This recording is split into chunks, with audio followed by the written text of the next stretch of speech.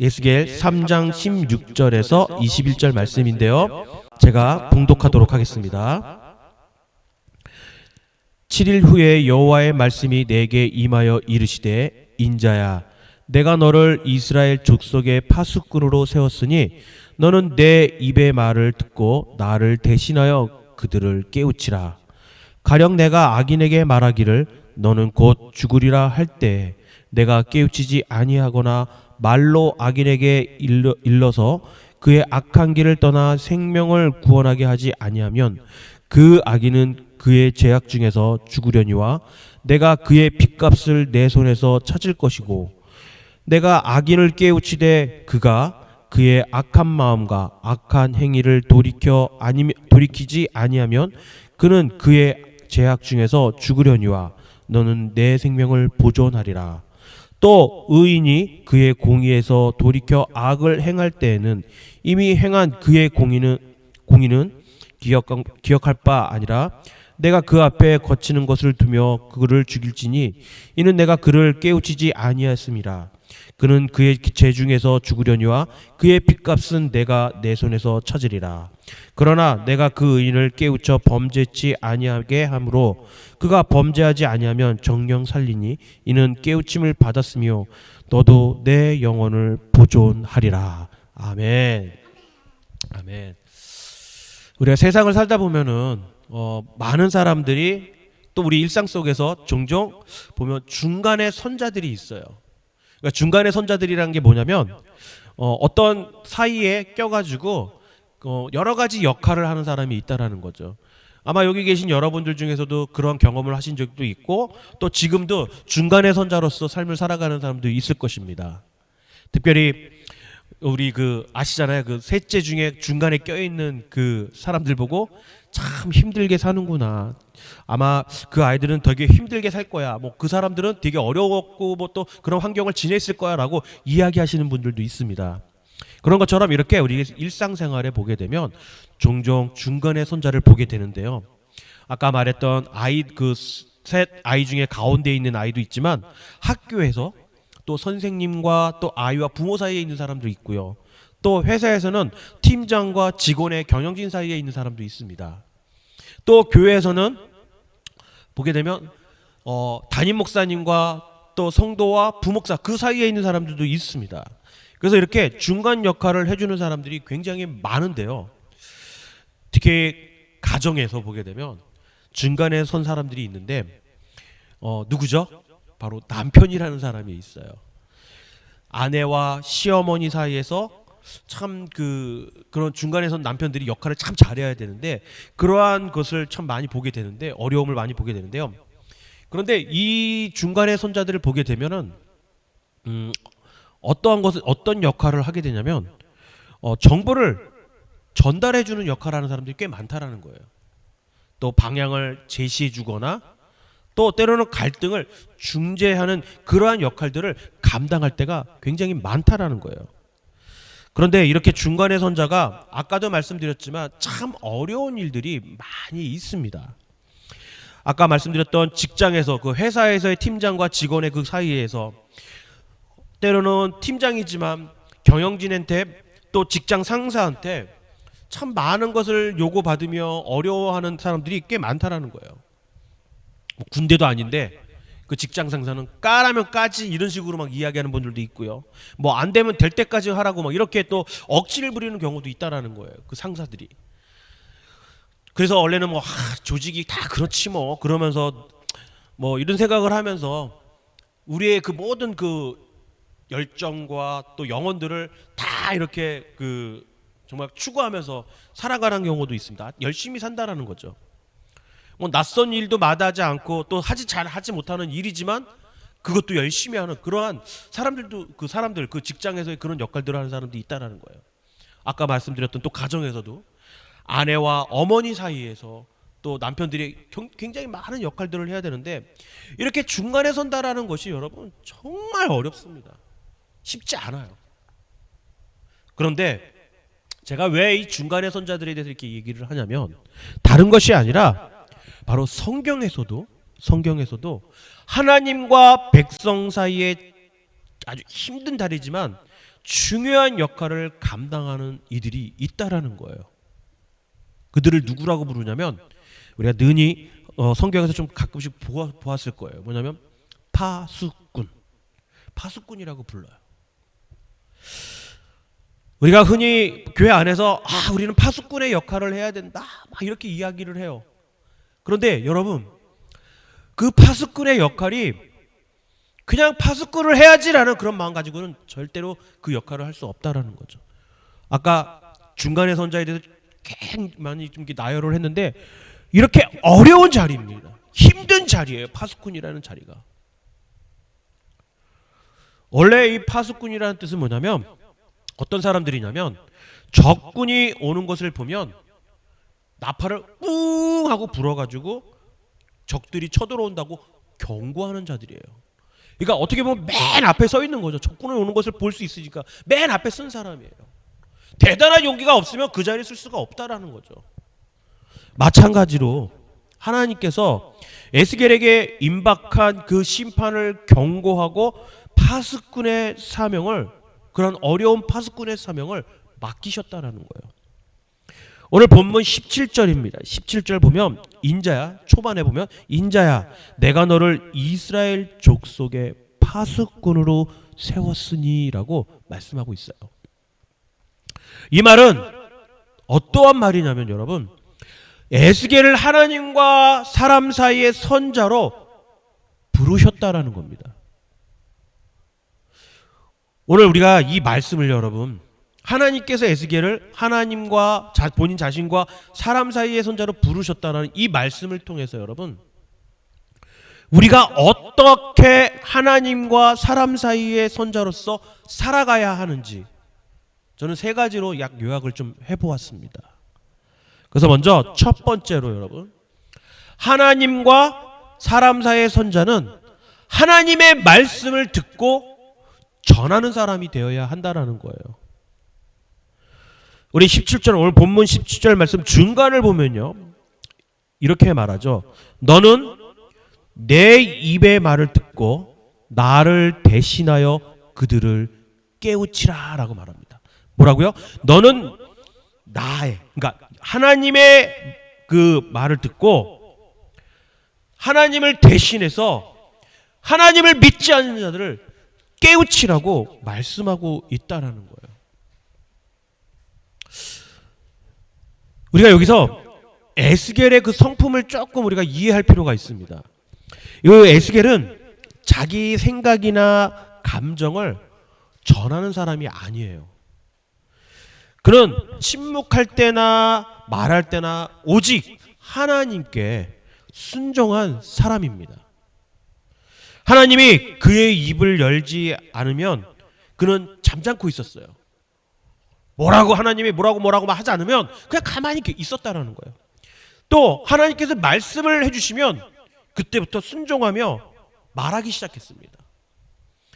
때로는 몸도 꼼짝하지도 않을 정도로 조용한가 하면 일단 하나님으로부터 명령이 떨어지면 진짜 주변에 뭐가 있든 없든 말을 막 희지으며 하나님의 말씀을 전하고 예언하고, 또 때로는 손뼉을 치면서 말하기도 하고 때로는 발을 구르면서 열정적으로 말했던 그런 사람이라는 거죠. 결국은 뭐냐면 에스겔은 자기의 생각과 자기의 감정을 조금 더 드러내지 않고 온전하게 하나님께 순종하며 말씀을 전했던 그러한 사람이라는 거죠. 이게 바로 여러분 파수꾼의 역할인 거예요. 이게 바로 하나님과 사람 사이에 서 있는 자의 역할이고 사명이라는 거죠. 어떤 사람은 성령이 조용히 역사한다고 말하는 분도 있습니다. 또 어떤 사람은 성령이 아주 소란스럽게 나타나서 역사하신다고 말씀하시는 분도 있다라는 거예요. 그런데 이거는 여러분 하나님이 보여주시기는 하셨지만 결국에는 뭐냐면 나의 생각이라는 거예요. 나의 생각과 나의 감정으로 성령을 받아들이고 있다는 거죠. 그래서 자기 생각을 고집한다라는 거예요. 야, 하나님은 이렇게 오시는 분이야. 도적처럼 오신다고 하셨잖아.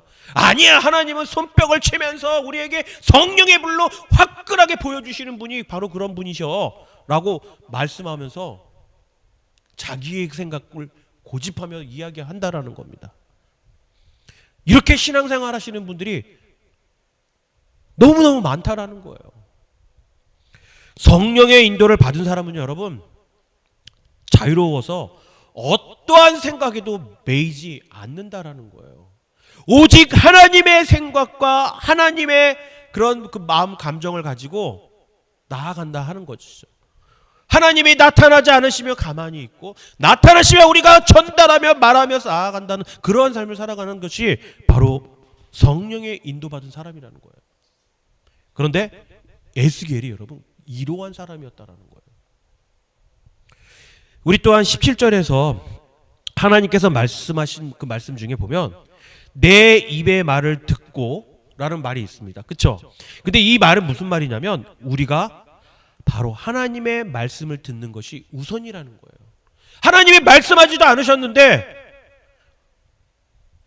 저 사람은 말이야, 이 사람은 말이야 라면서 이러한 나의 생각을 가지고 이야기해서는 안 된다라는 거예요.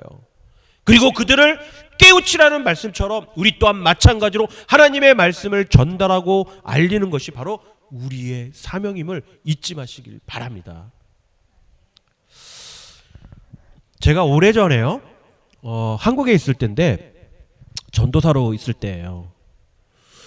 제가 종종 말씀드린 적은 있는데 어떤 한 권사님이 계셨어요. 근데 그 권사님이 늘상 우리 이렇게 말씀해 주실 때 뭐라고 말씀하시냐면 우리가 막 은혜를 받고 또 기쁨에 막 차여 있을 때 우리가 이제 어떡하죠? 그거를 막 너무 좋잖아요. 막 같이 막 선교도 가고 또 같이 막 그런 체험, 성령의 체험을 했으니까 너무 뜨거운 거야 가슴이.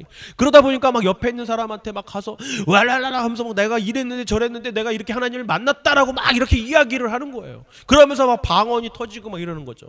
그러면서 사람들한테 그것을 알리고 싶어서 막 옆에서 말을 합니다. 그때 그 권사님께서 이런 말씀을 해주셨어요. 전도사님 받은 은혜 쏟지 마세요라고. 그때는 정말 주체할 수 없었어요 마음을. 그리고 막 흥분한 상태였어요. 그래서 교회 성도들과 그 받은 은혜를 나누고 싶은 마음이 너무 간절했던 것이죠.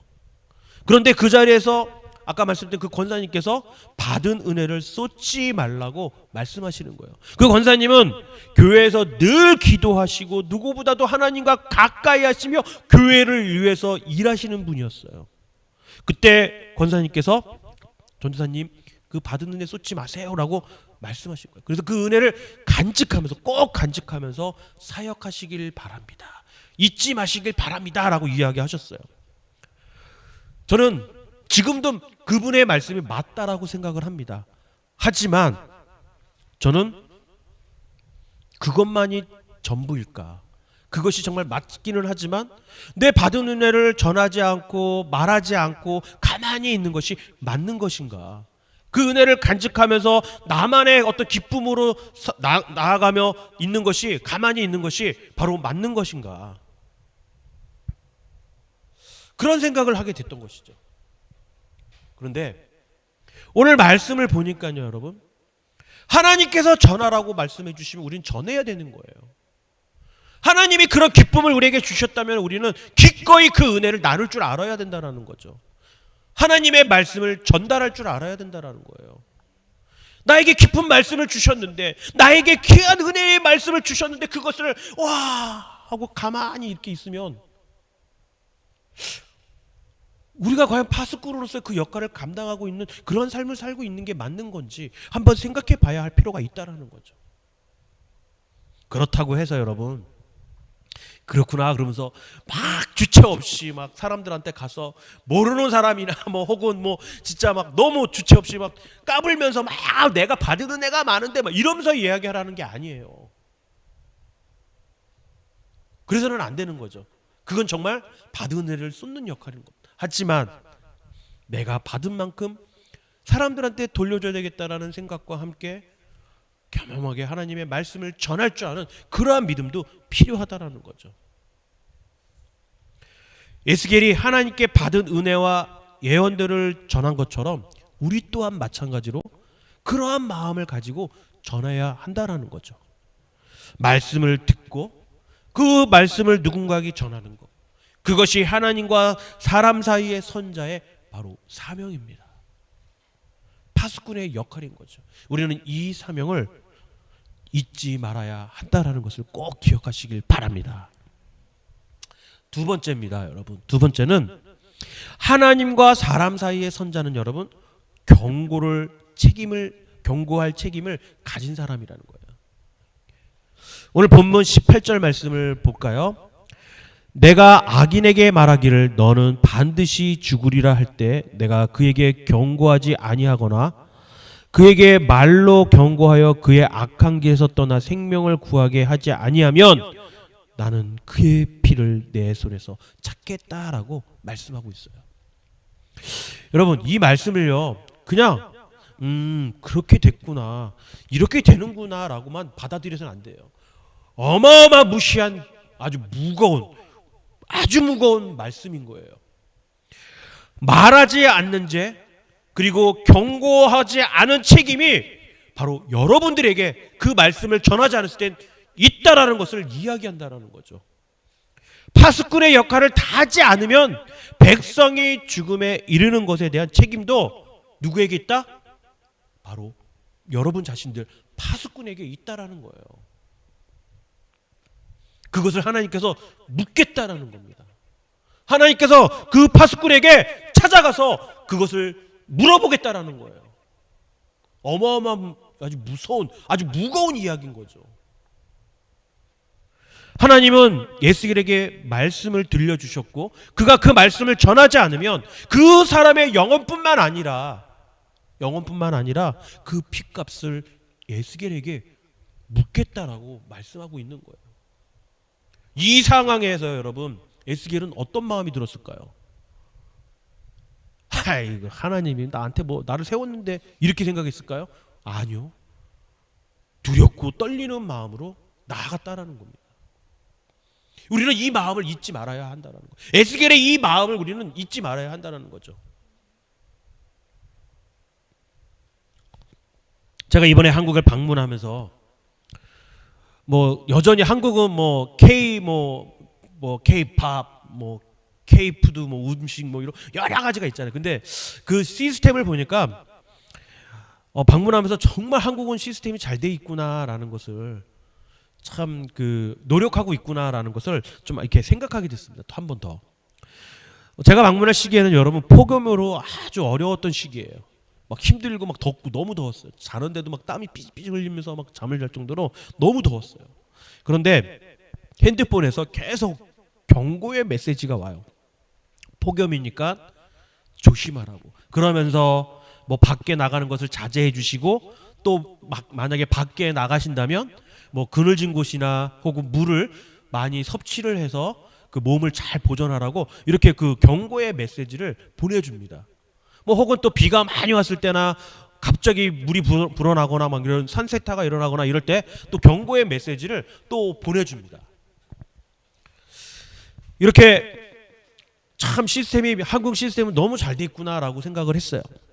그리고 나서 제가 이제 한국에 다녀오니까 이제 이 미국의 땅에 이제 이렇게 도착을 하니까 아틀란타에 도착하니까 이제 뉴스를 보니까 어마어마한 뉴스들이 이제 나오기 시작하는 겁니다. 뭐냐면 전 세계가 폭우로 인해서 홍수가 나거나 또 한국은 얼마 전에 또 비가 또 4일 내내 정말 많은 비가 내려서 폭우로 인해서 건물이 무너지고 뚝이 무너지고 또 산이 이렇게 산사태가 나기도 하고 이런 사건들이 계속 일어나는 거예요.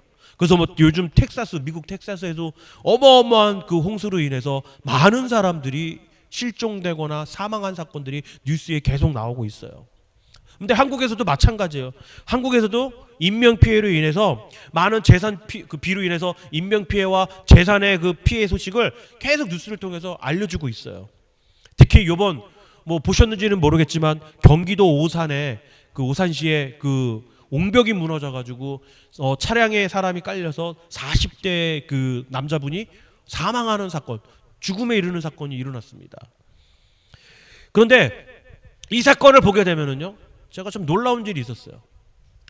그 주민들이, 이때 주민들이 몇 해 전에, 나 혹은 며칠 전에 몇몇 주민들이 이 옹벽이 붕괴될 조짐이 있다, 그래서 빨리 조사를 해서 수리를 했으면 좋겠다라는 그러한 이야기를 했다라는 겁니다. 근데 그래서 그 시청에서는 그 경고를 무시한 건 아니었지만, 당장 그런 옹벽에 대한 수리를 할 수가 없어서 추후에 나중에 이제 며칠에 있다가 뭐 이렇게 그 공사를, 보수공사, 옹벽 보수공사를 하기로 결정을 했습니다. 그런데 그 결정한 그때 바로 옹벽이 무너진 거예요. 정말 안타깝지 않은 소식일 수가 없어요. 이건요, 미리 했으면 됐는데. 저 그런 마음이 좀 들더라고요. 그래서 또한 또 이 폭우로 인해 산사태 위험이 있어서 산에 오르지 말거나 혹은 산에 오르고 있는 분들은 다 내려와서 이제 대피를 하라는 그러한 경고들을 또 하기 시작했습니다. 그런데 몇몇 사람들은 그 경고를 무시했고, 그러고 나서 끝내 사고를 당했다라는 뉴스도 또 종종 나오고 있다라는 거예요. 그런데 여러분, 우리가 여기서 알 수 있는 것은, 여러분, 분명히 누군가는 경고를 했다라는 사실. 그래서 그들은 어떠한 법적인 책임에서 벗어날 수 있을 수 있는 거라는 거예요. 왜요? 왜 그들은 법적인 책임에서 벗어날 수 있었죠? 말했기 때문에, 경고를 했기 때문에. 반대로 누군가는 그 경고를 듣고도, 아니 그 위험성을 듣고도 아무것도 하지 않았다라면 수많은 사람들의 생명과 함께 그의 양심도 책임도 자유롭지 못하게 된다라는 거예요. 아까 옹벽 사건을 얘기를 했잖아요. 그거를 듣고도 아무 조치를 안 한다면 거기에 책임은 누구에 있습니까? 바로 그 오산시에 있는 시청이 책임이 있다라는 거예요. 그런데 듣고 결정을 했지만 그것이 너무 안타깝지만 너무 늦게 시작을 하는 바람에 어느 정도는 책임에서 벗어날 수 있었다라는 거죠.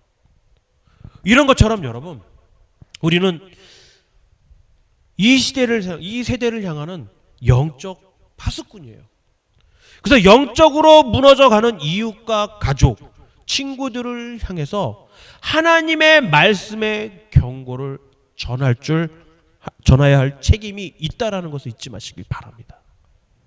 만약 우리가 하나님의 말씀의 경고를 전할 책임에서 회피한다면 정말 하나님께서는 그 책임을 누구에게 물을까요?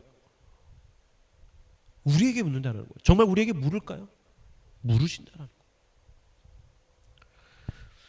고린도전서 9장 16절 말씀을 보면요, 이렇게 말씀합니다.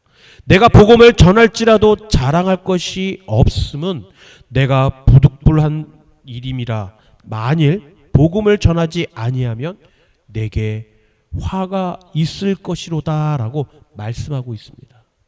우리는 이 고린도전서 9장 16절의 말씀, 이 사도 바울의 고백에 대해 주목할 필요가 있다는 거예요. 그 이유는 바로 사도 바울의 고백이면서 거룩한 부담감이 있었다라는 거죠. 우리 또한 마찬가지로 여러분, 이러한 사도 바울의 거룩한 그 고백을 통해서 거룩한 부담감이 있어야 한다라는 거예요. 말씀 저는 못 전합니다. 저는 전도 못합니다. 전도는요, 여러분 사명받은 사람이 할 수 있는 거예요 라고 말씀하시는 분들이 있는데요, 아니라는 거예요. 내가 하나님을 알고 내가 하나님의 말씀을 들었다면, 그 말씀의 경고를 들었다면 그것을 우리는 전할 줄 알아야 한다라는 거예요. 그래서 우리는 이 사도 바울의 고백이 우리에게도 필요하기 때문에 우리는 이 말씀에 주목할 필요가 있다라는 겁니다. 여러분, 우리가 전해야 할 것이 뭡니까? 전해야 할 것이 뭐예요? 복음이에요. 복음. 우리가 전해야 할 것은 여러분 복음이라는 거예요. 하나님께서 에스겔의 사명이 유다 백성을 경고하고 하나님께 돌아오도록 하는 것이었다면, 오늘날 우리의 사명은 바로 예수 그리스도께서 남기신 지상 명령에 순종하는 것임을 우리는 기억하시길 바랍니다. 이제 마지막 세 번째입니다, 여러분. 하나님과 사람 사이의 손자는 여러분 사랑으로 진리를 말하는 사람이라는 거예요. 진리를 말하는 사람. 우리 본문 우리 19절 말씀 보면 이렇게 말하죠. 내가 악인을 깨우치되 그가 그의 악한 마음과 악한 행위에서 돌이키지 아니하면 그는 그의 재중에서 죽으려니와 너는 내 생명을 보존하리라 말씀하고 있어요. 여러분 여기서 중요한 것은 경고를 했다고 해서 모두가 회개하는 것은 아니라는 점입니다. 아까 말했잖아요. 산사태가 무너지는데 올라가시면 안 됩니다. 대피하시기 바랍니다.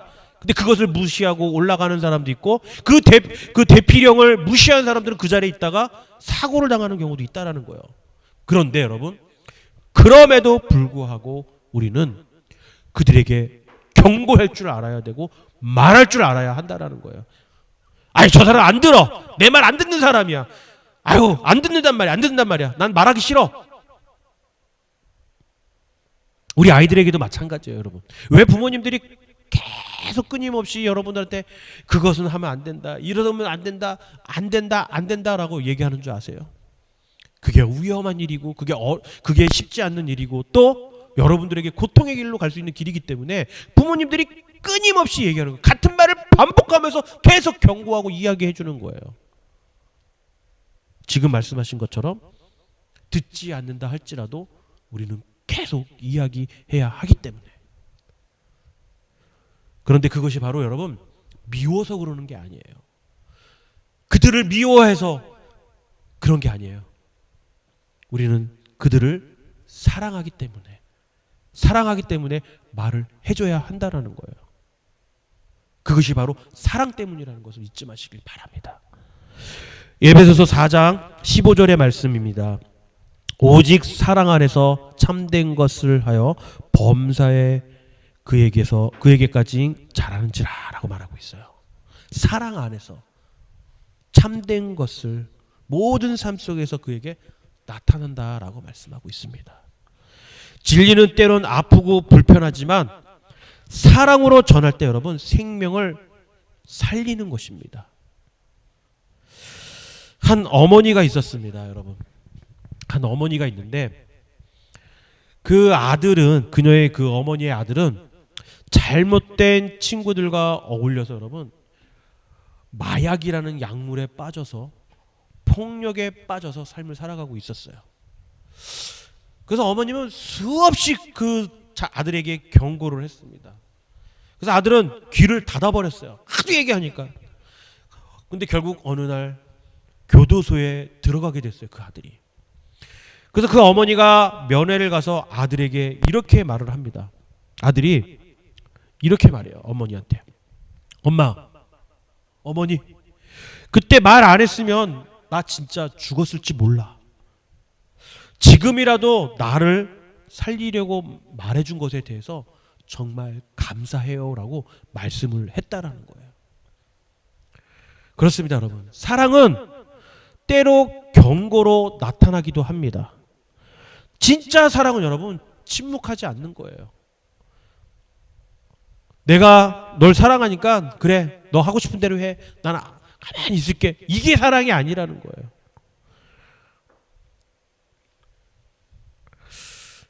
오늘 말씀을 이렇게 맺으면서 저는 이런 결론을 좀 내렸어요.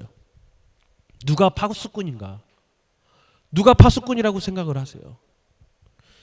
에스겔만이 아니라 오늘날 우리 모두가 파수꾼의 자리에 서 있다라는 겁니다. 가정에서, 직장에서, 또 교회에서, 학교에서 하나님과 사람 사이에 서 있는 사람이라는 거예요. 여러분, 우리가 해야 할 일은 너무 단순해요. 뭐예요? 우리가 해야 할 일은 뭘까요, 여러분? 뭐 거창한 일이 아니에요. 정말 막 내가 큰 일을 하기 위해서 거창한 일들을 하라고 하는 게 아니에요. 정말 단순한 거예요. 뭔지 아세요?